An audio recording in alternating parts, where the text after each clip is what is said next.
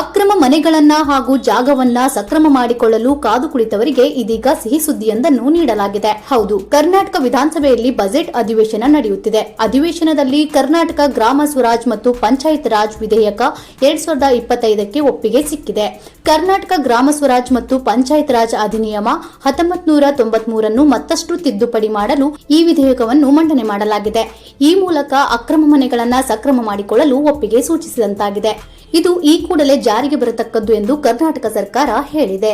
ಹೌದು, ಗ್ರಾಮೀಣ ಭಾಗದಲ್ಲಿ ಕಟ್ಟಡ ನಿರ್ಮಾಣದ ವೇಳೆ ಗ್ರಾಮ ಪಂಚಾಯಿತಿ ಅಥವಾ ಯೋಜನಾ ಪ್ರಾಧಿಕಾರಗಳ ಮೂಲಕ ಲೇಔಟ್ ಪ್ಲಾನ್ಗೆ ಪೂರ್ವಾನುಮೋದನೆ ಪಡೆದುಕೊಳ್ಳಬೇಕು ಎಂಬ ನಿಯಮವನ್ನೊಳಗೊಂಡ ಕರ್ನಾಟಕ ಗ್ರಾಮ ಸ್ವರಾಜ್ ಹಾಗೂ ಪಂಚಾಯತ್ ರಾಜ್ ವಿಧೇಯಕವನ್ನು ವಿಧಾನಸಭೆಯಲ್ಲಿ ಮಂಡಿಸಲಾಗಿದೆ.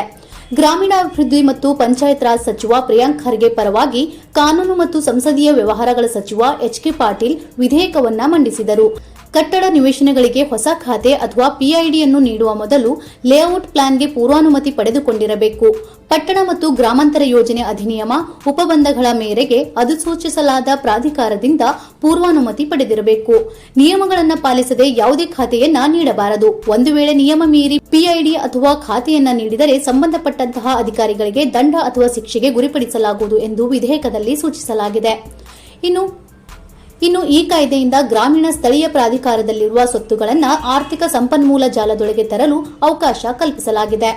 ಸರ್ಕಾರಿ ಅರಣ್ಯ ಭೂಮಿ, ಸರ್ಕಾರಿ ಒಡೆತನದ ಅಥವಾ ನಿಯಂತ್ರಣ, ಸರ್ಕಾರಿ ಸಂಸ್ಥೆಗಳಿಗೆ ಸೇರಿದ ಭೂಮಿಯನ್ನು ಹೊರತುಪಡಿಸಿ ಆಸ್ತಿಗಳಿಗೆ ತಾತ್ಕಾಲಿಕ ಖಾತಾ ನೀಡಲಾಗುವುದು.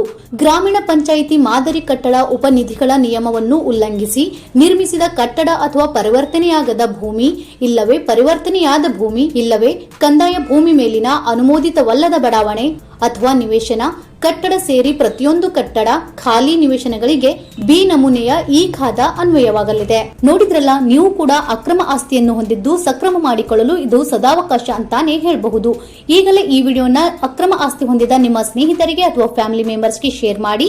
ಇನ್ನೂ ಇಂತಹ ಹೆಚ್ಚಿನ ಮಾಹಿತಿ ಮತ್ತು ವಿಡಿಯೋಗಳಿಗಾಗಿ ತಪ್ಪದೆ ನಮ್ಮ ಚಾನೆಲ್ ಸಬ್ಸ್ಕ್ರೈಬ್ ಮಾಡಿಕೊಳ್ಳಿ. Thank you for watching.